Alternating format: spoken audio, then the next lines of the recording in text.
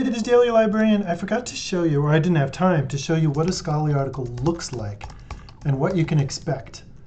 Oh God.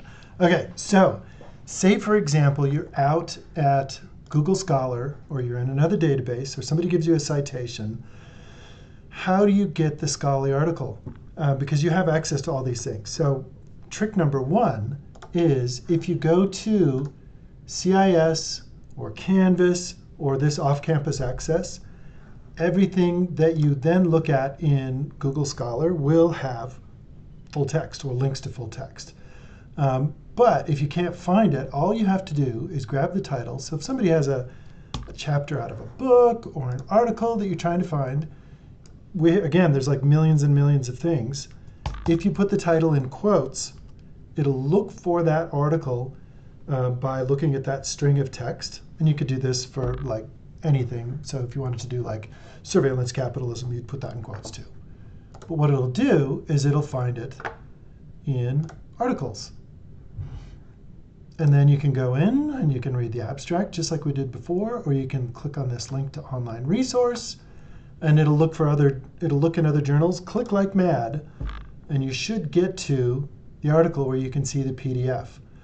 If you run stuck, you can email me anytime, but Interlibrary Loan is where you would like request it, and you'd get it in about a day. So if you go to Interlibrary Loan, you log in, you do your little dog and pony show, and then when you're in, you do new request, and you do request for an article. Okay, what does a scholarly article look like? Almost all of them follow a same recipe, where the journal is really important, the date, the title, and then the author is so important that they give the address of the author, sometimes contact information. So if you read an article that's really influential, you can reach out to the author. Here's that abstract we were talking about, which is kind of like the greatest hits of the next however many pages are going to follow, 11. Introduction is kind of like a literature review where it's putting their study in the context of everything that came before it. So if you find an article that's really great, if you read their introduction, they're going to be talking about and citing other articles. So here we can see they're citing Hodgkin, Sanchez, and Melber, and they're going to talk about Facebook, they're going to talk about social networking, and essentially they're giving that evidence.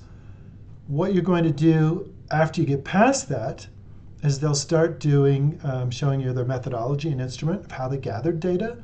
So this might be the data themselves. So it might be interviews.